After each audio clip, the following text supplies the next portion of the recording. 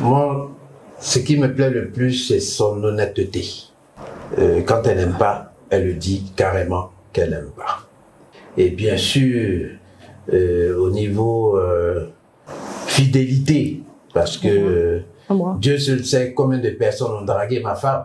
Dieu, t'as besoin de dire ça.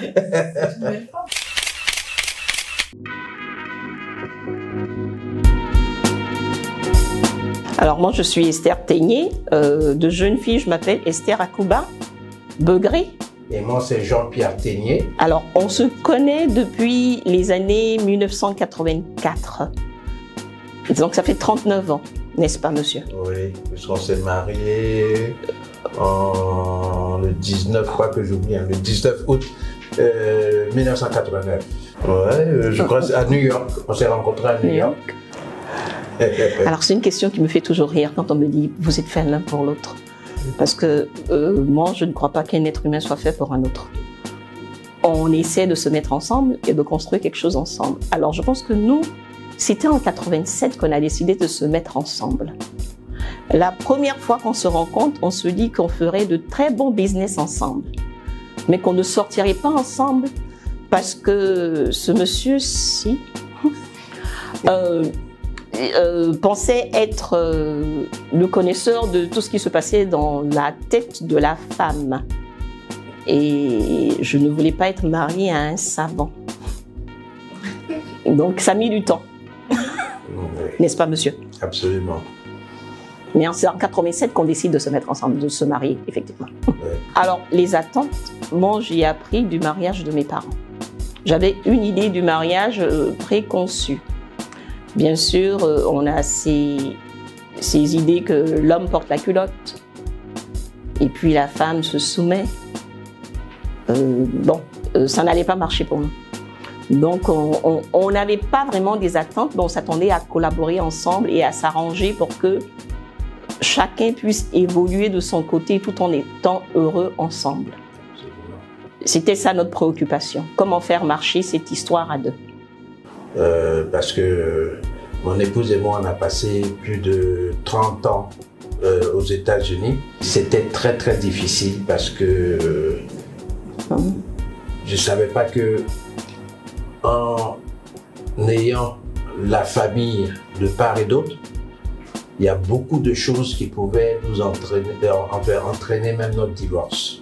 Mais heureusement, elle et moi, on a eu cette solidarité qui nous a beaucoup aidés dans ces différentes difficultés qu'on avait quand on est rentré pour pouvoir vraiment garder notre solidité. Alors, c'est se soutenir l'un l'autre, absolument. Oui. Dans les choix qu'on fait et même dans les décisions avec lesquelles je ne suis pas d'accord, mais si elle vient du plus profond de mon mari, je l'accompagne jusqu'à ce que la nature lui prouve que j'avais raison. Exactement. Et j'adore lui dire, je t'avais dit, mais je ne vais pas l'empêcher de faire ce qu'il fait.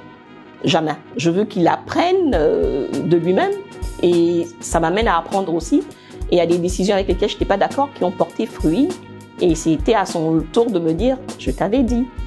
Pour moi, un mariage heureux, c'est d'aider l'autre à se découvrir, à découvrir qui il est et à évoluer dans sa vérité. À partir du moment où on n'est pas capable de le faire, ça va entraîner les divorces. Les gens vont se séparer parce qu'ils ne se retrouvent plus dans cette union. Et nous, ce qu'on a pu faire, c'est laisser l'autre évoluer dans sa vérité. Donner-lui sa liberté. Exactement, et son espace. Vas-y d'abord. Ok, bon. Et ça, c'est mon mari, hein. Je parle toujours avant lui. Et les gens pensent que c'est parce que je domine. Ah non, c'est pas le cas.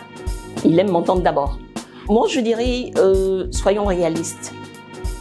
Et oublions ce côté romantique qu'on pense qui persiste dans un mariage. Soyons autonomes, restons autonomes. Il ne faut pas dépendre absolument de l'autre, quel que soit, même du côté émotionnel. Bien que c'est comme ça que ça a commencé. Et surtout du côté financier. Je pense que notre force, c'est qu'on est resté indépendant et autonome. Et c'est ce que moi je souhaite surtout pour les jeunes dames.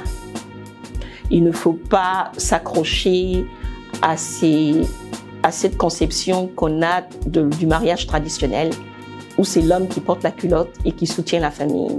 Nous, notre expérience nous a montré que chacun de nous a eu à avoir ce rôle-là dans notre mariage. Et quand on l'a eu, on n'a pas écrasé l'autre. Surtout, avoir cette confiance. Parce que quand on n'a pas confiance à l'autre,